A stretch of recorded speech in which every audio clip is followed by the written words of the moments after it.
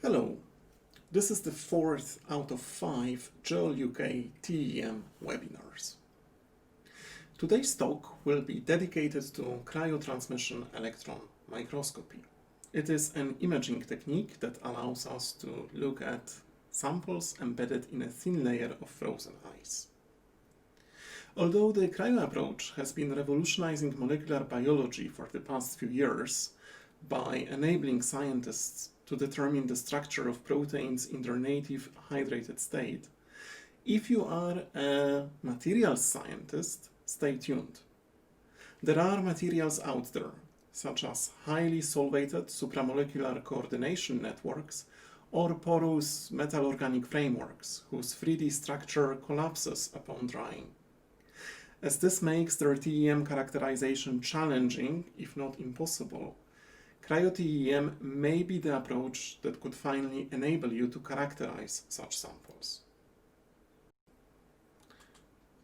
During the last weeks of 2020, Callum already explained a lot about transmission electron microscopy, covering aspects such as the design and operation of an electron gun and electron lenses, the optics behind the condenser and the image formation system, and the correct alignment procedures. This knowledge, combined with any prior microscopy experience, should enable you to operate a TEM microscope safely and squeeze the maximum possible resolution out of your machine. Today we're going to focus on the imaging of frozen specimens. Firstly, I will try to convince you that looking at samples embedded in ice is a useful technique, and I will highlight cases where using the cryo approach provides clear benefits to scientific work. Then we will focus on sample preparation, and I think here about grids used for screening experiments and samples for high-resolution data collection. Then we will move on to the workflow and principles of low-dose imaging. Finally, I will briefly introduce software packages used for data processing and model refinement. Continuing with the well-established tradition, I would like to introduce our Scientists of the Week. Considering that this is a CryoTEM webinar, the choice was rather simple. Jacques Dubochet, Joachim Frank and Richard Henderson have been jointly awarded the 2017 Nobel Prize in Chemistry for their contribution to the development of cryo-electron microscopy, the tool that allows researchers to build the understanding of high-resolution structure of biomolecules in solution. Prior to their discovery, biological specimens were treated exactly as any other TEM samples, and were imaged in the form of a powder or a plastic section. While those approaches were still useful and led to several breakthroughs in biological science back in the 20th century, due to their work, we now have the tools that dramatically increase the resolution of protein models based on TEM data. While the quality of the models rivals this of X-ray diffraction, being based on images of hydrated molecules, the models closely resemble the true 3D structure of proteins within a cell, which allows us to draw links between their structure and biological activity. The instrument of the week is JEOL's CryoArm 300, the ultimate cryotransmission electron microscope. Being equipped with a 300 kV true cold field emission gun, it provides exceptional beam brightness and unrivaled spatial and temporal beam coherence. The in-column energy filter and the set of hole-free faceplates guarantee the best possible contrast on biological specimens, especially non-crystalline samples composed of light elements, for example proteins or other cellular structures. The fully automated autogrid-compatible autoloader can store up to 12 samples for a prolonged period of time, and I think here about months, not weeks. CryoArm 300 can be operated using JEDAS, a dedicated software package for Cryo-EM developed by JEOL. It is also fully compatible with Serial EM, and its operations can be scripted using Python, a high-level programming language freely available for educational or commercial use. Although many types of experiments, including bright field imaging, dark field imaging, electron diffraction, or electron tomography, can be carried out using the cryo approach, today's webinar will focus on single particle analysis. This is a method that enables us to determine the structure of proteins in solution. The reason why we selected single particle analysis, or SPA, is that its workflow seems to be the most complicated one, and therefore it provides the most comprehensive overview of CryoTEM-based techniques. However, all sample preparation and low-dose data collection steps that I will discuss today are equally valid for any other CryoTEM method. So why CryoTEM? Why is this technique so important that we decided to dedicate the whole webinar to it? What is so special about CryoTEM that its development was recognized with a Nobel Prize? Well, if you are a molecular biologist, you are likely to spend a lot of time in a biological research lab trying to express proteins and then find efficient methods of their purification. Depending on the protein, the final quantity of material may be rather low, ranging from micrograms to milligrams, and then you face the challenge how to determine the 3D structure. Traditionally, this has been done using single crystal X-ray diffraction. It is a mature technique that has been developed over many years, and the access to screening and high-resolution facilities, now in 2021, is excellent. However, single crystal X-ray diffraction comes with its own set of challenges. Firstly, it requires a reasonably sized, good quality single crystal. This may be difficult in the case of large protein molecules or virus particles. And then optimization of the applied crystallization conditions is likely to take a long time, with no upfront guarantee of success. Secondly, even if you manage to grow and measure a single crystal, the protein model based on X-ray dataset will always resemble the 3D organization of protein in the crystal lattice. And it does not necessarily resemble the 3D architecture encountered in a living cell. Therefore, making the link between protein structure and functionality is not that straightforward and may require making uncomfortable assumptions. CryoTEM overcomes these obstacles by enabling scientists to characterize proteins that are difficult to crystallize, including compounds that were never crystallized before.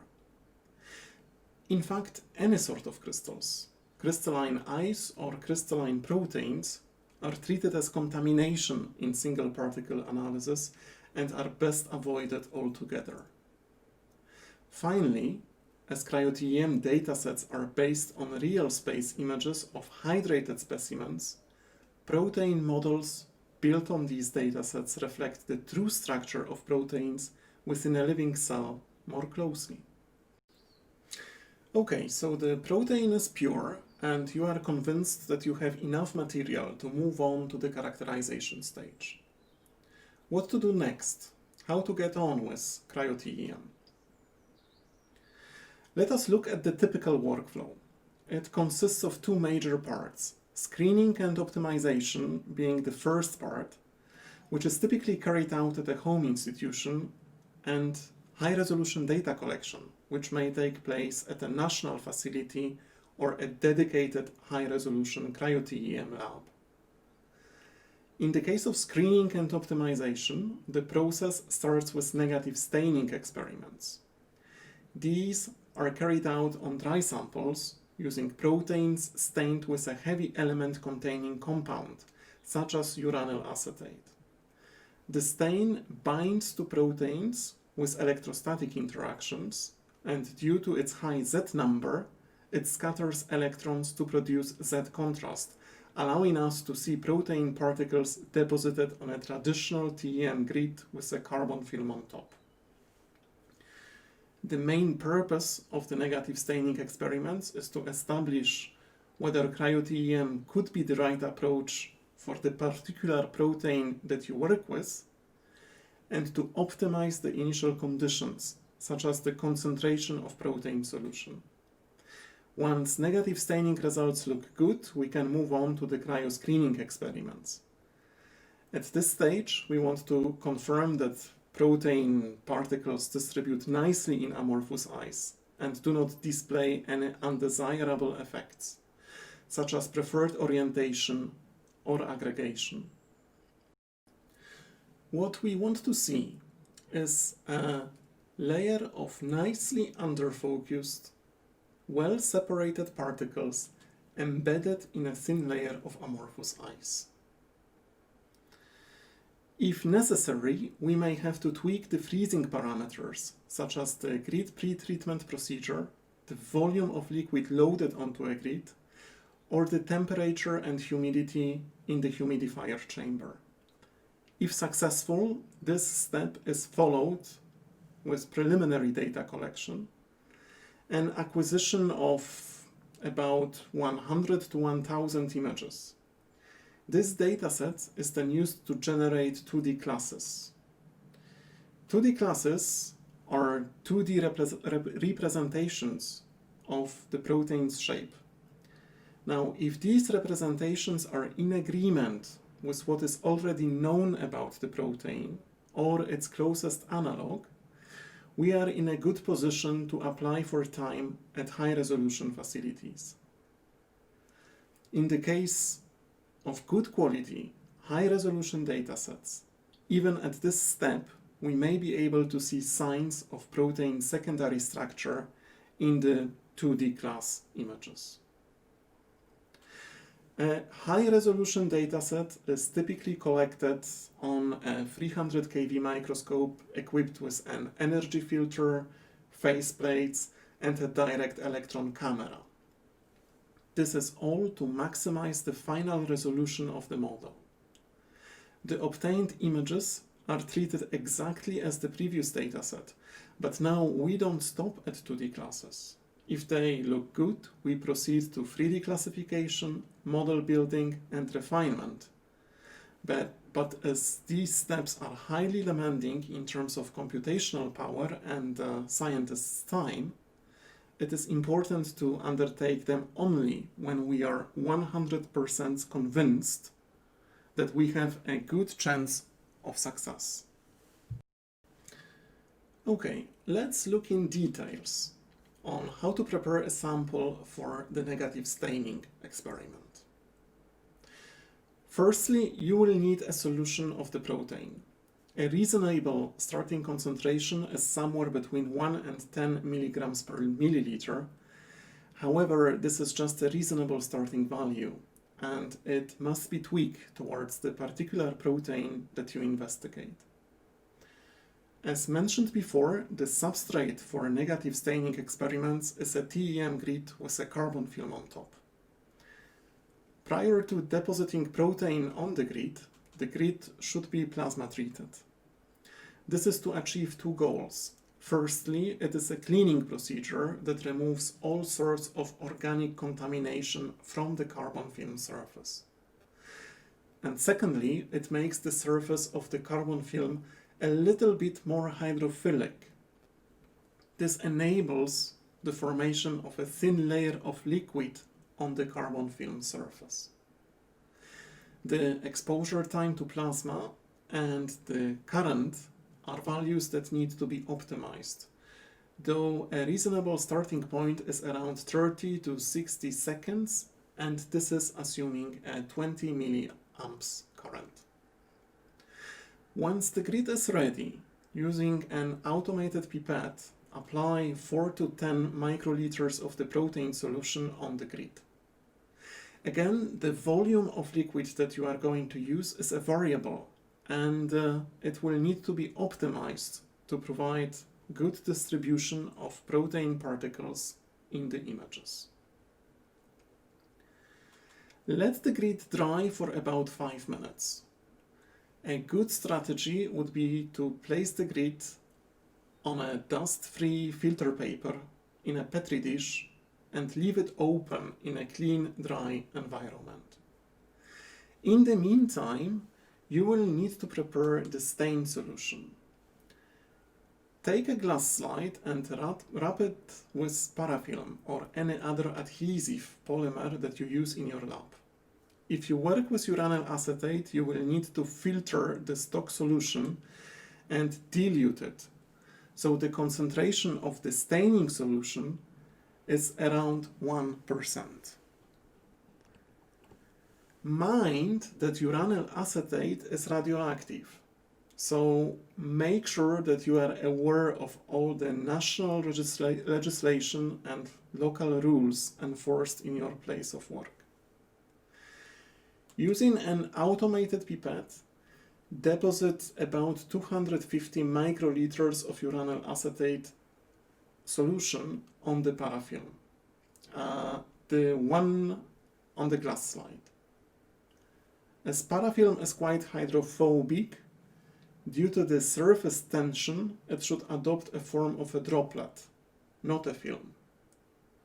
Using a separate pipette tip, deposit another droplet of distilled water next to uranyl acetate, but do not let the droplets to mix. Once the grid is dry, using tweezers, gently grab the grid and place it on the surface of the uranyl acetate solution droplet. Protein side facing towards the droplet. Do not force the grid into the droplet. The grid should be allowed to float freely on the surface of the staining solution, where the surface tension of the liquid prevents the grid from sinking into the droplet. The staining time is another variable that has to be optimized, but 10 to 15 seconds sound like a reasonable starting point. After that time, take the grid out of the uranyl acetate and using the same approach, place it on the surface of the distilled water droplet. Let the grid float on the droplet for 10 to 15 seconds. This is to remove the excess of uranyl acetate and also to make sure that any crystals of uranyl acetate that might have precipitated on the grid have a good chance to dissolve. Finally, using a blotting paper, gently remove the excess of water. Place the grid in a dry, clean environment and allow it to dry before you load it on the screening microscope column. While the recommended drying time is measured in hours, not minutes, if you're anxious to look at your protein, remember the grid has to be dry. When you load a liquid-containing grid on a TEM column, the liquid will start boiling because of the vacuum inside the microscope column. This will not only destroy your sample, but is also likely to contaminate the TEM microscope column. So it's always better to wait and be sure that the grid is absolutely dry and safe to work with. What should we expect? How a negatively stained protein sample should look like? On the left-hand side, we see exemplary images of negatively stained proteins. The dark shadow surrounding particles is the stain, and I hope you agree with me that it provides the necessary contrast. The distribution of particles looks good. We have a lot of particles in the field of view. However, they do not overlap, they do not form aggregates, and they do not seem to display any form of preferred orientation. If your images look similar, this is okay, and you may consider moving on to the next step. If not, think about further optimization of experimental parameters, including the grid glow discharge time and the current, the concentration of the protein, or the time for which the protein is allowed to react with the staining solution. Some proteins may require more fundamental changes, for example, tweaking of the pH or of the composition of the buffer. Moving on to the screening experiments carried out using cryo conditions. Providing that you are happy about the results of negative staining experiments, you are now in a good position to start freezing samples. Firstly, make sure that you have the correct substrate. Frozen grids are prepared using quantifoil or other grids covered with a porous carbon film. As shown in this SEM image, the carbon film used for CryoTEM displays a regular pattern of holes separated by a given distance. In this case, the holes are 1.2 microns in diameter and they are separated by 1.3 microns distance. The underlying idea is that once liquid is deposited on the carbon layer, it forms a thin film within the holes with protein particles distributed in it. Once frozen, the solvent becomes electron transparent and there is no carbon background originating from the grid. This dramatically increases the resolution and contrast of any carbon-based specimen embedded in ice. Imaging of carbon-based specimens on a carbon background has always been challenging. Other equipment that you will need is a plunge freezer, a 10 or 20 microliter pipette with tips, blotting paper, good quality sharp cryo tweezers, cryo gloves, and other cryo-related PPE that is recommended by your institution, a storage dewar, an ethane cylinder with a dedicated ethane regulator, and a good supply of liquid nitrogen. Now, freezing is a skill. Everybody can learn it. However, the initial experiments carried out just to familiarize yourself with the technique may take a lot of time and attempts until the amorphous ice layer starts looking good. So do not rush, take your time, you can do it. Quantifoil grids should be plasma treated prior to use following the same protocol that was optimized for staining experiments. Blotting paper should be mounted on the blotting pad or pads following the plunge freezer manufacturer guidelines. Humidity within the humidifier chamber should be set to 100%, and the temperature should be allowed to stabilize around 4 Celsius degrees. Again, these parameters are variables that you may need to optimize later. One of the challenging practical tasks is to liquefy ethane. Liquid ethane is the cryogen that we use to freeze grids. Once frozen, grids can be stored in liquid nitrogen. So why freeze in liquid ethane? What is wrong with liquid nitrogen? Why do we have to use something different? Well, liquid ethane and liquid nitrogen have different heat capacities. Heat capacity, or a specific heat capacity, these are physical properties which determine how much heat in joules the substance can exchange prior to changing its temperature. Liquid nitrogen has lower heat capacity than liquid ethane, and this is why when we pour it on a surface that is at room temperature, it keeps bouncing. it does not need to absorb a lot of heat to evaporate and form a thin layer of nitrogen gas at the solid-liquid interface. This layer of gas isolates the surface from a direct contact with the liquid nitrogen droplet, and this slows down heat exchange. Liquid ethane does not exhibit this behavior. The cooling rate in this case is about 10,000 kelvins per second. Why is the cooling rate important? When we freeze water, the thermodynamically stable form of solid water is always a crystalline ice. Many polymorphs of ice crystals have been identified, where the selection of the thermodynamically stable form depends on the exact temperature and pressure outside. However, amorphous ice is not thermodynamically stable, which means that the only way to stabilize it is to use the kinetic approach. This means that we must freeze samples fast enough to prevent water molecules from forming a crystal lattice. An exemplary trap used to liquefy ethane is presented in this figure. It is a double well construct. The outer well is filled with liquid nitrogen, where the purpose is to cool the whole thing.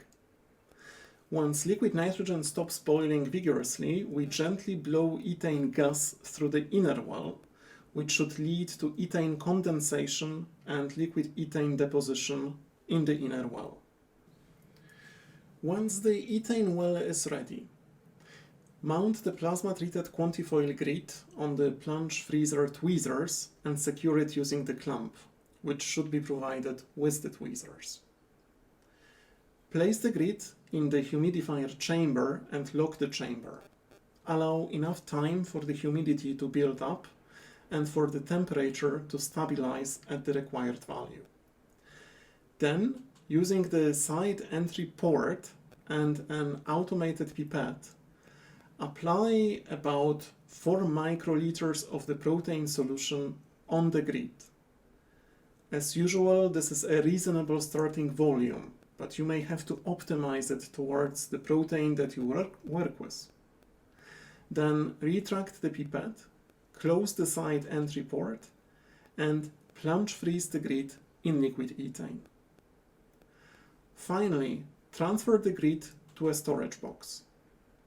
Make sure that the box has been pre-cooled to liquid nitrogen temperature and that the transfer takes place either in liquid nitrogen or in the nitrogen vapor as close to the liquid nitrogen surface as possible. Mind that the amorphous ice will start turning into a crystalline polymorph at around minus 155 Celsius degrees, so you cannot allow the grid to warm up to this temperature at any point. If you want to keep the grid for a prolonged time, close the storage box and transfer it to a Falcon tube filled with liquid nitrogen. It is a good idea to add a piece of metal junk into the tube to make sure that it sinks to the bottom of liquid nitrogen storage dewar. Punch a hole in the Falcon tube cap, attach a string to it, making sure that the hole is large enough also to prevent any pressure to build up. Then place the tube in a storage dewar and keep it there until you are ready to load the grid on a microscope column. Now, if you intend to load the grid onto a microscope equipped with an autoloader, such as the cryo-arm, there is one more additional step that you have to carry out. This is called clipping. During this step, we attach a solid metal ring to the edge of the grid. This greatly improves the mechanical stability of the grid and allows it to be manipulated automatically by the autoloader equipment. During this step, the grid is placed in between a solid base at the bottom and a C-shaped clip at the top. If you use a JEOL microscope, the bottom is normally a cartridge, also called a retainer, and this is easy to manipulate and load into the autoloader magazine. Other approaches involve attaching C-shaped clips to solid metal rings, trapping the grid in between both elements. This procedure is always carried out in liquid nitrogen using a dedicated workstation and a dedicated set of tools. A practical training is required and normally provided by microscope manufacturer or your facility staff. If the freezing process was successful, you are now ready to load the frozen grid on a TEM column and carry out imaging. In this case, you will have to use a dedicated cryo holder and follow its manufacturer recommendations. Once the sample is loaded into the microscope, it cannot be imaged in the same way as any dry sample. Instead, we have to use the low-dose approach. Why is it the case? Let me explain.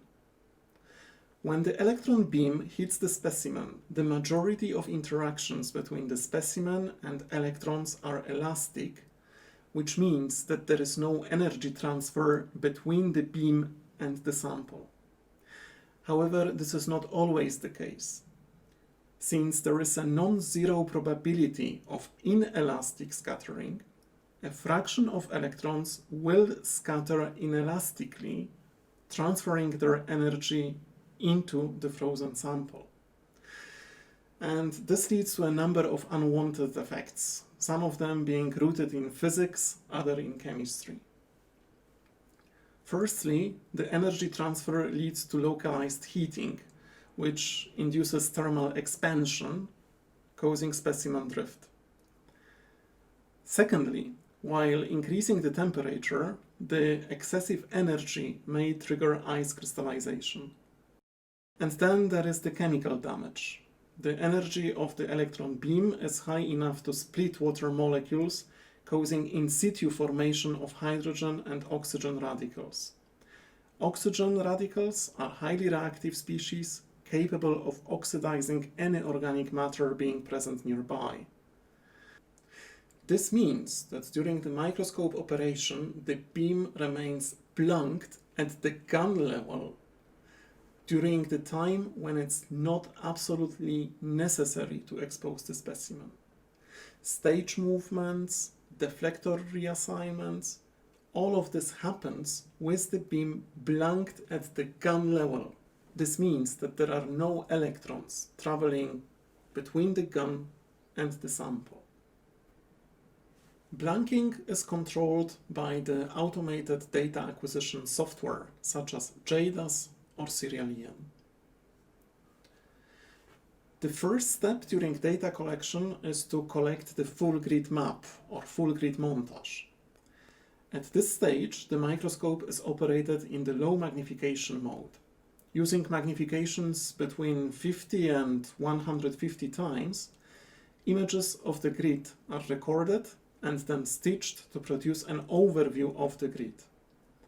The aim of this step is to determine the coordinates of grid squares and evaluate which squares look promising and should be used for data collection.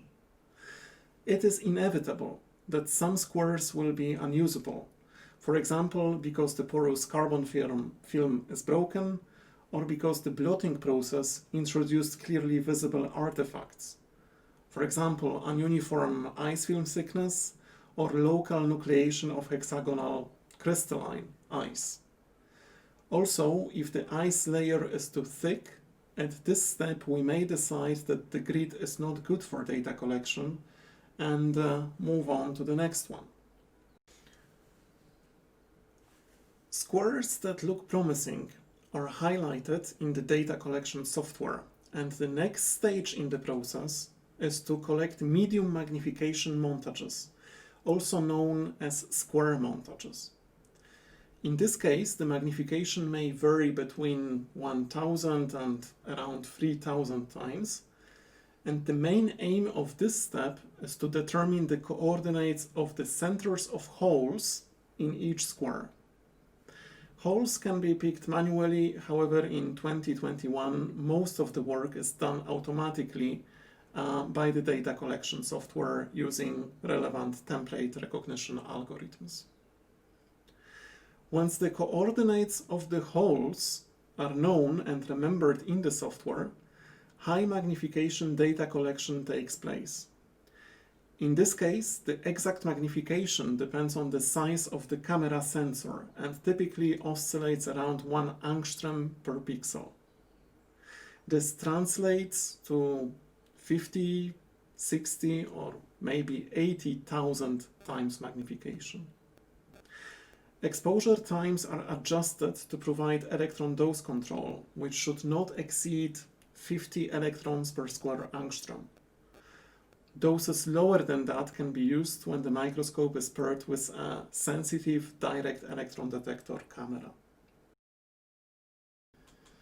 If everything goes well, your images should resemble the images shown here. In both, the particles are nicely distributed, slightly underfocused, not overlapping, not aggregating, and do not show any preferred orientation. Okay, we have a good looking data set. What to do next? How to process the data? Well, the answer to this question deserves separated, dedicated webinar. So today I'm going to provide you with an overview answer, and I'll try to point you in the right direction. So if you're interested in data processing, you could start looking for online tutorials, webinar recordings, or announcements for data processing workshops that could take place later in 2021. The first step of data processing is motion correction. The majority of modern electron cameras used in CryoTEM record movies instead of static images. Frames in each movie can be aligned and motion corrected to compensate for any specimen drift. This could have been induced by beam exposure, stage movement, column vibration, well, you name it. Motion correction is carried out automatically using computer algorithms and attempts to reduce the effect of drift while also rejecting movies where drift exceeds a given threshold. The outcome of this process are motion-corrected single-frame images. The next step is Ctf estimation. Here we calculate the Fourier transform for each image and analyze aspects such as defocus, beam tilt, and amount of astigmatism. Again, we have the option to reject images in which the defocus, coma, or astigmatism exceed a given threshold. Then we have to pick particles. This can be done either manually or automatically, though I would encourage every molecular biologist to pick particles manually at least once in their lifetime. It is fun. If the contrast of particles is good, this step is more or less easy, though physically demanding, and it may take a while. However, if the contrast is low, images may have to be filtered first in the Fourier space, rejecting signal originating from amorphous eyes.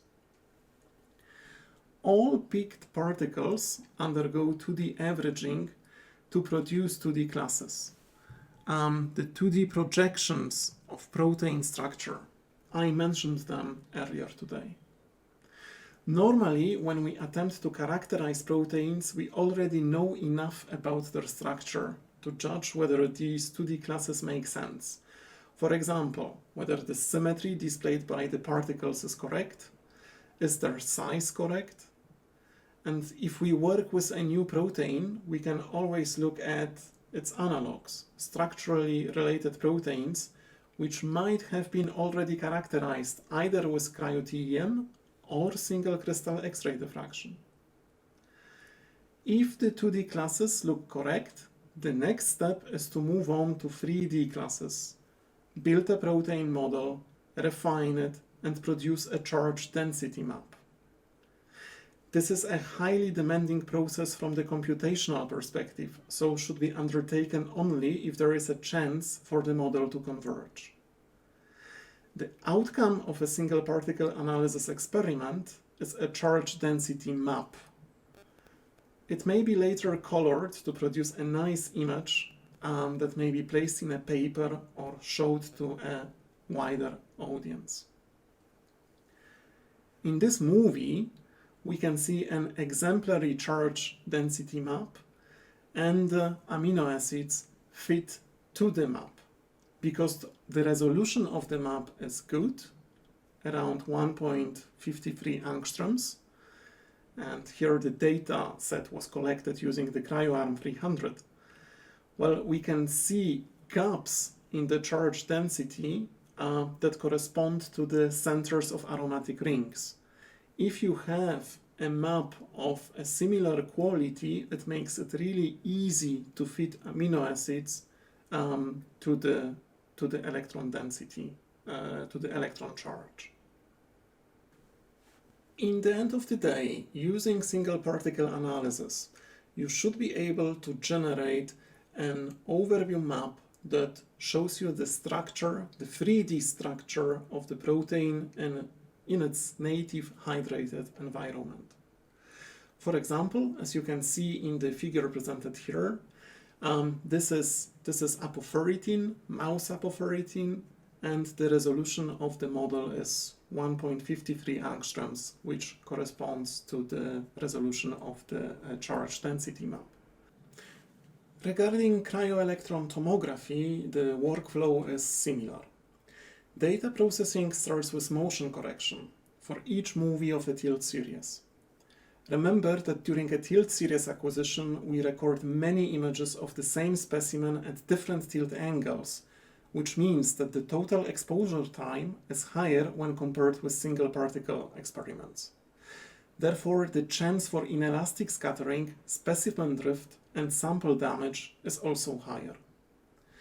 Motion-corrected images are initially aligned using cross-correlation, and then this alignment is refined and nailed on more precisely by tracing fiducial markers. For example, gold nanoparticles intentionally added to the solution. Finally, a tomographic reconstruction is calculated. Back projection has been frequently used as the method of choice. However, other algorithms gain popularity these days as they may provide superior reconstruction contrast or an advantage in computation time. While many software packages for tomographic reconstruction are available on the market, again the most popular by far, at least in the UK, is iMode. Developed by Boulder University, Colorado, iMode is available free of charge and integrates well with Serial EM. Therefore, if you use Serial EM for low-dose tilt series acquisition, moving data to iMode to carry out tomographic reconstruction is a simple task. As it was the case with single particle analysis, a lot of online learning materials is available on iMode. If you are interested in cryo-electron tomography, Google for iMode tutorials and lecture recordings, and keep your eyes open. Online workshops are organized from time to time by various research institutions. Right, that's it for today. I hope I managed to convince you that CryoTEM is a useful technique applicable to many biological projects and capable of answering questions that were not possible to answer before. I would like to invite you to attend our 5th and final webinar that will be presented in 2 weeks' time and dedicated to more advanced imaging methods, for example STEM, and that will also include the relevant alignment procedures. Today, when it comes to CryoTEM, that's it. Thank you for attending the webinar, and I will now be happy to take any questions. Thank you.